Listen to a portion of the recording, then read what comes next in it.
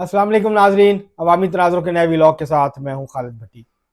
आज हम बात करेंगे मियां नवाज शरीफ की वापसी और उनको दरपेश कानूनी चैलेंजेस और मसाइल जिनका उनको सामना है कानूनी तौर पर। उनको प्रोटेक्टिव बेल लेनी है और उसके बाद फिर उनको रिलीफ लेना है अदालतों से, ताकि वो मुस्लिम लीग नून की इंतखाबी सियासत जो है उसको आगे बढ़ा सकें, उसको लीड कर सकें जिस मकसद के लिए वो वापस आ रहे हैं। इसके साथ साथ जो पेट्रोल की कीमतों में बड़ी कमी हुई, क्या इससे महंगाई में कमी आएगी?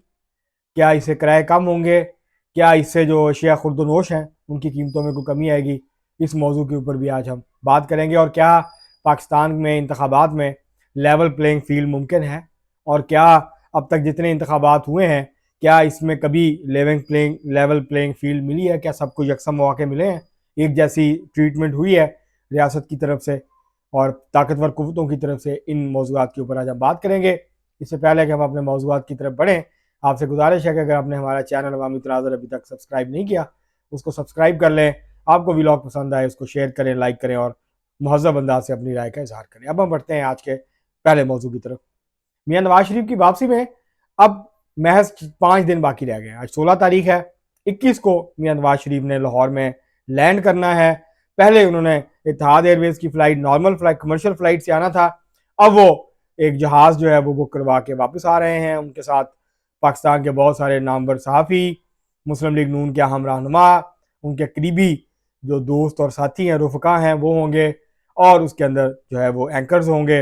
मुस्लिम लीग नून जिनको चाहेगी कि वो इस तारीखी मौके पे उनके साथ हों तो वो भी साथ होंगे। और वो दोपहर के वक्त 12 साढ़े 12 लैंड करेंगे जो है वो लाहौर के इलामा इकबाल इंटरनेशनल एयरपोर्ट पे, और शाम को फिर वो जलसा आम से खिताब करेंगे। लेकिन ये सब कुछ मुमकिन बनाने के लिए ज़रूरी है कि उनका नाम ECL से निकले और दूसरा उनको प्रोटेक्टिव बेल मिले। उनको बेल मिले ताकि वो अदालत जाके अपने आप को सरेंडर कर सकें, क्योंकि जाहिर है वो अंडर ट्रायल प्रिजनर नहीं है, वो कन्विक्टेड है, उनको सजा हुई हुई है। वो गलत थी या सही, ये अलग बहस है, इसमें हम नहीं जाते। सबको पता है जिन जज ने वो सजा दी थी जो है वो फौत होने से पहले उन्होंने खुद इतराफ़ किया कि उन पर दबाव था, उन्होंने गलत सजा दी थी, सजा बनती नहीं थी। ये एक अलग सारी बहस है। इससे ये हकीकत तब्दील नहीं होती इन तमाम हकायक को बयान करने के बावजूद कि कौन लोग थे उस सजा के पीछे, किस तरह दबाव डाला गया, किस तरह सजा दिलवाई गई। लेकिन इससे ये हकीकत तब्दील नहीं होती कि वो सजा याफ्ता है, उनको सजा हुई हुई है अदालत से। और वो चंद हफ्ते की बेल के ऊपर, मेडिकल ग्राउंड के ऊपर, जब वो शदीद बीमार थे तो वो इलाज करवाने के लिए बाहर गए थे, फिर वो 4 साल वापस नहीं आए। अब वो वापस आ रहे हैं। मेडिकल रिपोर्ट उनकी हाई कोर्ट में जमा हो चुकी है, लाहौर हाई कोर्ट में, और गालबन वहीं पे दरख्वास्त दायर होगी और उनसे उनको उनके लिए जो है वो चंद दिन हासिल करने की कोशिश की जाएगी ताकि वो अदालत के सामने जाके अपने आप को सरेंडर करें।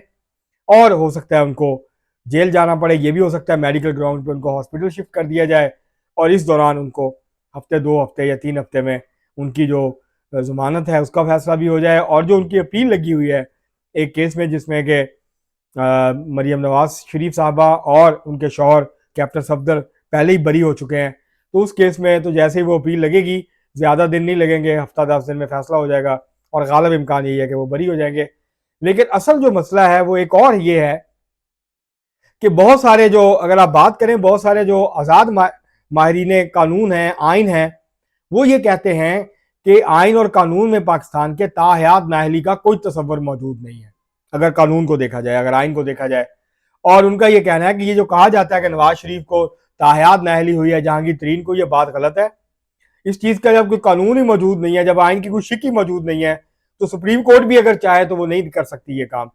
उनका ये कहना है कि अगर वो चैलेंज होगा, उनके कागजात मुस्तरद होंगे, तो ये मामला हाई कोर्ट से होता हुआ सुप्रीम कोर्ट जाएगा और सुप्रीम कोर्ट उसको ओवरटर्न कर देगी। सुप्रीम कोर्ट मियां नवाज शरीफ को इलेक्शन लड़ने की इजाज़त दे देगी। ये तो एक उनके कानूनी मुश्किलात हैं, पहलू हैं। अगले 1-2 दिन में वाज़ेह हो जाएगा कि मुस्लिम लीग नून इसके हवाले से क्या हिकमत अमली इख्तियार करती है। दूसरा जो चैलेंज है मुस्लिम लीग नून के सामने वो है मीनार पाकिस्तान। उनको इजाज़त मिल गई है, मुस्लिम लीग नून ने यह दावा किया कि उनको इजाज़त मिल गई है, अगरचे तहरीक इंसाफ को लिबर्टी चौक में जलसे की इजाज़त नहीं दी ज़िले इंतजामिया ने। और उनका मौक़िफ़ ये था कि ये वही मकाम है, लिबर्टी चौक लाहौर गुलबर्ग, जहाँ से तहरीक इंसाफ का काफिला रवाना हुआ था और फिर उन्होंने कोर कमांडर हाउस पे और जिना हाउस पे हमला किया था। लिहाजा ये ऐसी जगह है जहाँ पे हम इजाज़त नहीं दे सकते। अब देखते हैं कि क्या उनको किसी मुतवाज़िल जगह पर जलसा करने की इजाज़त मिलती है या नहीं। बहरहाल मुस्लिम लीग नून को जो है वो इजाज़त मिल गई है मीनार पाकिस्तान पर जलसा करने की। 1-2 दिन में तैयारियां शुरू हो जाएंगी, कुर्सियां लगनी शुरू हो जाएंगी, पंडाल सजना शुरू हो जाएगा, स्टेज लगेगा और फिर हतमी इंतजामात को हतमी शक्ल दे के मियाँ नवाज शरीफ जो है वो आके 21 तारीख को, अगर वो एयरपोर्ट पे गिरफ्तार नहीं होते तो फिर वो जलसा आम से खिताब करेंगे और वो अपना अगला लाहे अमल भी बताएंगे और उसके साथ साथ जो मौशी प्रोग्राम है गुर्बत से, महंगाई से, बेरोजगारी से कैसे वो निजात दिलाएंगे पाकिस्तान के अवाम को। और ये जो मौशी बहरान पाकिस्तान पर मुसलत है अब तो सालों हो गए हैं, इसको इससे वो किस तरह से पाकिस्तानी कौम को निजात दिलाएंगे, ये सब कुछ वो आके बयान करेंगे, अपना माफी ज़मीर बताएंगे। ये तो है। अब क्योंकि 5 दिन रह गए हैं, मुस्लिम लीग नून की तैयारियां बड़े ज़ोरों शोर से जारी हैं। अब देखना ये होगा कि क्या मुस्लिम लीग नून उतना बड़ा इज्तिमा कर पाएगी जितना बड़ा इज्तिमा अक्टूबर 2011 को तहरीक इंसाफ ने किया था, क्योंकि बहुत बड़ा जलसा था तहरीक इंसाफ का, हालिया पाकिस्तान की तारीख का बड़ा जलसा था। लेकिन मुस्लिम लीग नून तो दावेकारी के तारीखी होगा। तारीखी का मतलब यह है कि क्या वो शहीद मोहतरमा बेनज़ीर भुट्टो जब अप्रैल 1986 को वापस आई थी तो क्या वो रिकॉर्ड तोड़ पाएंगे, तो ऐसा नहीं लगता, क्योंकि इस जलसे में पूरे पाकिस्तान से मुस्लिम लीग नून के सपोर्टर्स और कारकुन आएंगे। आम आवाम का जमे गफीर इसमें नहीं होगा और वो समंदर आवाम का जो ठाठे मारता वो समंदर था 1986 में मोहतरमा बेनज़ीर भुट्टो साहबा के इस्तकबाल के लिए आया था, उसमें सिर्फ पीपल्स पार्टी के कारकुन नहीं थे, उसमें आम लोग भी थे पाकिस्तान के। वो उम्मीदें सजाए, आंखों में ख्वाब और आंखों में दिए सजाए वो आए थे कि बेनज़ीर आई है, इनकलाब लाई है, बेनज़ीर आई है, अब तब्दीली आएगी, अब इस मुल्क में हकीकी जमहूरियत का दौरा होगा, राज होगा। वो हुआ या नहीं, लग बहस है। तो अब मियाँ नवाज, मुस्लिम लीग नून एक उम्मीद दिलाने की कोशिश कर रही है कि देखें मियाँ नवाज शरीफ वापस आएंगे, सब कुछ ठीक कर देंगे। और जो इस वक्त पॉपुलर एक नैरेटिव मुस्लिम लीग नून बनाने की कोशिश कर रही है वो यही है कि नवाज शरीफ साहब आएंगे और सब कुछ ठीक हो जाएगा। तो जब तक आप ठीक करने वाली पॉलिसियाँ नहीं बनाएंगे, जब तक आप इशूज़ को एड्रेस नहीं करेंगे, जब तक आप जो मसाइल हैं, जो असल इशूज़ हैं पाकिस्तान की मीशत के, उनको हल करने की कोशिश नहीं करेंगे, वो खुद ब खुद तो ठीक नहीं होंगे। सिर्फ मियाँ नवाज शरीफ साहब के आ जाने से तो ठीक नहीं होंगे। उसके लिए ऐसी पॉलिसियाँ बनानी होंगी जो आवाम दोस्त हों, जो आवाम को फ़ायदा पहुँचाती हों, जो इशराफिया को महज फ़ायदा ना पहुँचाती हों। तो ये अब देखना होगा कि वो किस किस्म की जो है वो प्रोग्राम देते हैं, क्या बात करते हैं। इसका अंदाज़ा हो जाएगा 21 अक्टूबर को, जब वो मीनार पाकिस्तान में जलसा आम से खिताब करेंगे। अब दूसरा इशू है आवाम के लिए, जब से ये निगरान हुकूमत आई है, ये दूसरी कह लें खुद बड़ी खबर है, अच्छी खबर है।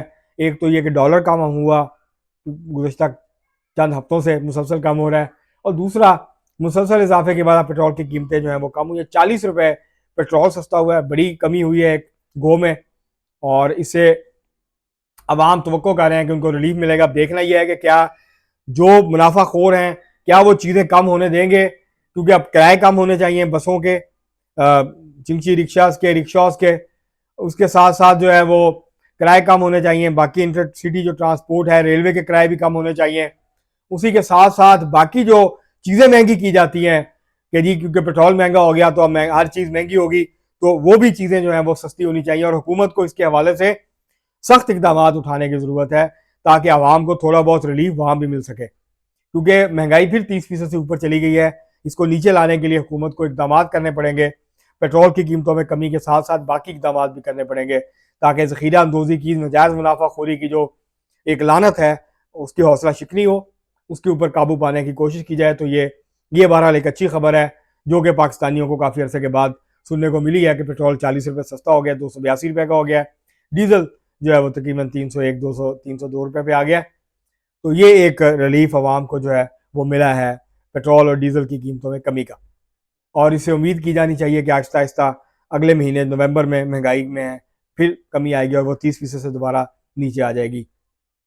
इसके अलावा जो तीसरा इशू है वो ये कि तहरीक इंसाफ और पाकिस्तान पीपल्स पार्टी, पहले सिर्फ तहरीक इंसाफ ये मुतालबा कर रही थी, अब पाकिस्तान पीपल्स पार्टी भी ये मुतालबा कर रही है कि तमाम सियासी जमातों के इंतखाबात के लिए बराबर के मौके फराहम किए जाएँ, जिसको अंग्रेजी में लेवल प्लेइंग फील्ड कहते हैं, कि सब एक ही जैसे हों। ये ना हो कि एक खिलाड़ी जो है अगर 100 मीटर की रेस है, एक खिलाड़ी जो है वो 20 मीटर पे खड़ा हो गया पहले ही, उसको एडवांटेज मिल गया 20 मीटर का, और बाकी खिलाड़ी जो है 100 मीटर भागेंगे वो 80 मीटर भागेगा। तो अगर वो बहुत उनकी निस्बत थोड़ा माठा भी है तो उसको 20 मीटर का एडवांटेज है, तो वो फिनिश लाइन पे पहले पहुंच जाएगा या कम से कम उनके साथ साथ ही पहुंच जाएगा।